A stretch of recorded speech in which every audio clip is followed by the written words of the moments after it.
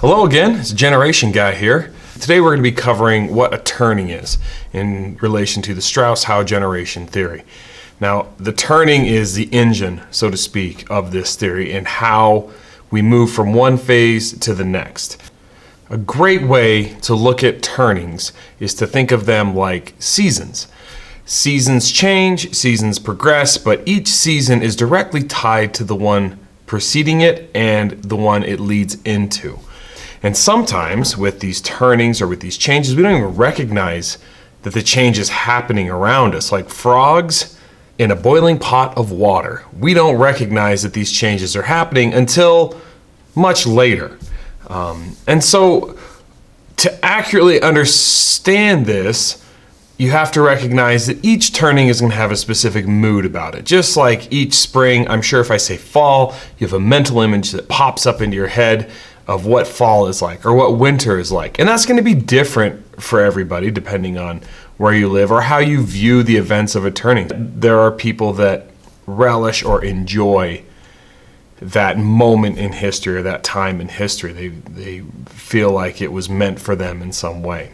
Okay, so you have four basic turnings. You have the high, the awakening, the unraveling, and the crisis.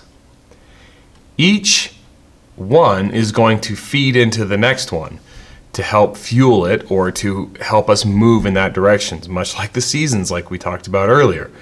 If we were to attach a specific season to each of these, the high is like spring, the awakening is like summer, the unraveling is like fall, and crisis is like winter.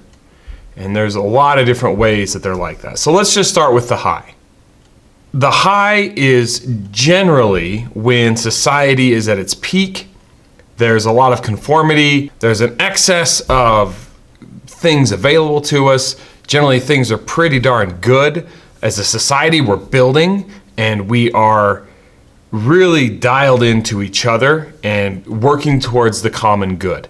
So it's an all-in mentality. We're working to have a commonality between us and to create big and wonderful things.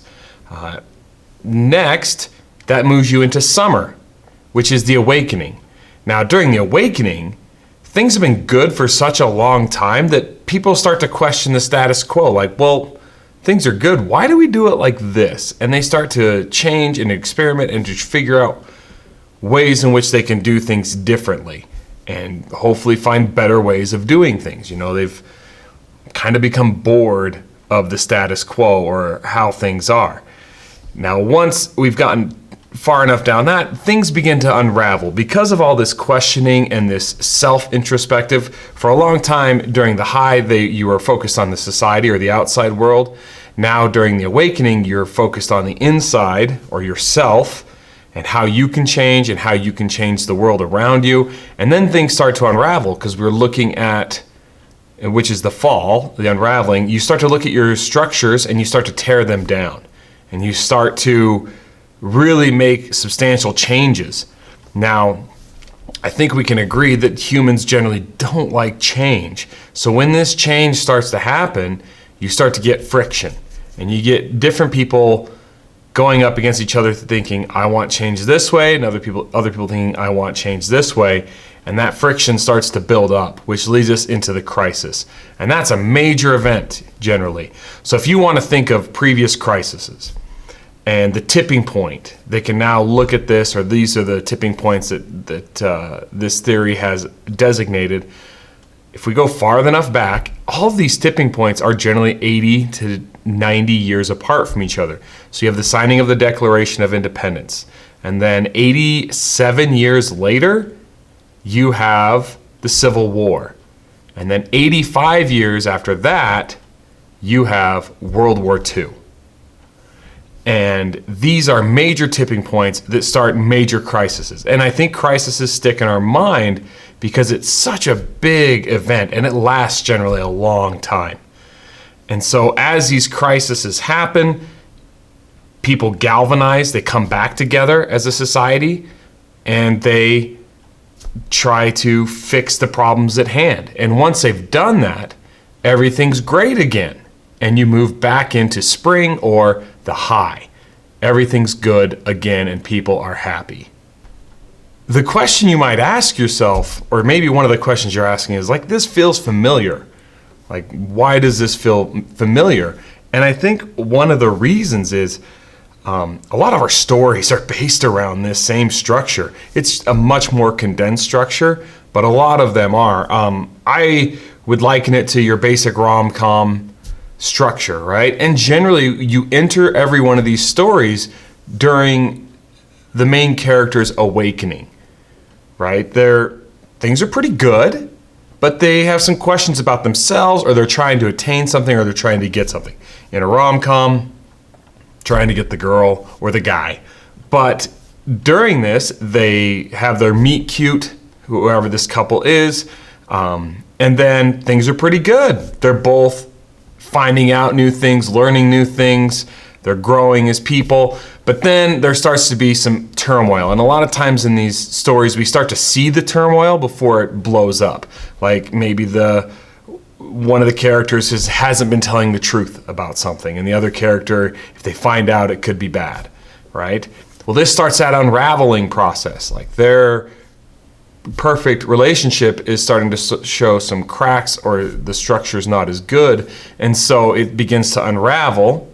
And then eventually these things come to light, and there's a huge crisis, usually followed by some pathetic fallacy, which if you don't know what that is, I should put a definition up for you.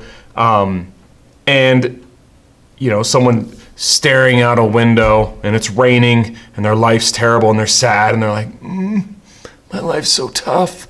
And then the crisis is resolved and we move into the high where everybody's great and everything's perfect and we all live happily ever after. So what did I just do there? I ruined every story, because now you're wondering, well, what happened? Because if the structure stays the same, you're going to have another high and an awakening and an unraveling and a crisis. Like if you look at your life, you could probably see somewhat similar structure. I don't know. So the question that you really might wonder about is, why do the seasons change? Why do we make these shifts? Why don't we just stay in the high forever? I mean, things are good. And a lot of that has to do with generations and the generation archetypes and generations shifting in their age. We talked about in the previous video that there's 4 basic stages in a person's life.